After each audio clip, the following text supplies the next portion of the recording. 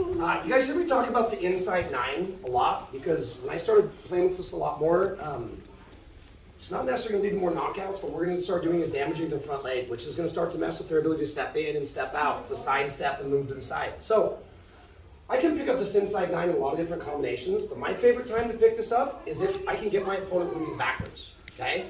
The easiest way to do that for today is going to be to start feeding them jabs and walking them in. So here's going to be the drill. Adrian, step forward. Adrian doesn't want to hit with that jab. Why do you think I don't have you guys keep backing up, right?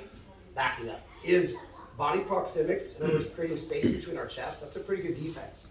Doesn't matter if he's Mike Tyson. If I'm staying out of the punch range, he can't harm me. But you'll hear me say this all the time.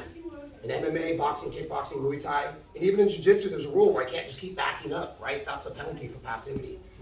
In striking, you're always going to run into, whether you're in an octagon or a self-defense situation, there's cars in parking lots, the whole deal. Always get used to taking 1 or 2 steps back and then creating a little bit of an angle. So, when I get my opponent walking straight back, away from any combination, but the way that we're going to set this up today so we don't have to switch our shoulders and play with our feet too much, I'm going to start walking him down and popping some jabs out.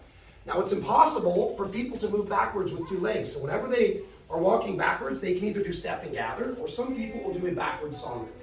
What I'm looking for is for him to start moving backwards, which means he's always going to leave a leg out forward. Now, when I go with the inside nine, please remember, start backing up. I don't want a straight line. Here, keep backing up, backing up. Here, foot meets knee. Knee wins. I want to get a little bit of a pop. I need to pop my knee up and then roll it over. So I'm going to look for a quick inside nine to the thigh. Now, I know we have lefties on the mat, so do me a favor, switch. If it's a lefty, it's technically not going to be an inside, it'll be to the outside. So if he's moving back for my jab, watch my back foot. I'm going to range change with my back foot, step, pick up the easy kick. If he's a righty, I'm going to do the exact same thing, except for it's not going to go to the quad. We're an onside lead. We're in the same lead, so I get to the inside nine. Why do we call it a nine? Because it's a round kick with my lead leg, guys. So as I'm jabbing, he's moving backwards. I can't just leave my right foot here. I'm probably going to miss or end up kicking with my foot and damaging my foot or ankle. So I need to do a back leg range change. He's backing up, he's backing up, he's backing up, and I hit my little nine. I do this little dance step. Here, here, and then roll it over. So again, they're moving away from my jab. Simple. Sorry, it's about as light as I can go.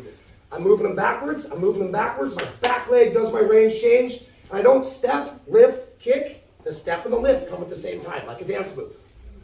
Step and lift, drive it over. So, 2 more times at normal speed. We're jabbing, I kick that inside nine, make a sonder, and a full retraction. 1 more.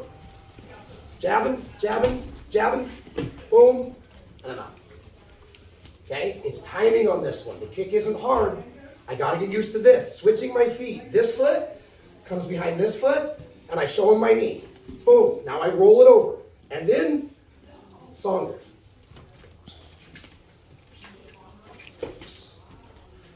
Really easy way to start damaging the inside thigh of that front leg and taking some of their ability to do a rocker step in and out. You go twice, they go twice, 3 minutes. 1, 2, 3.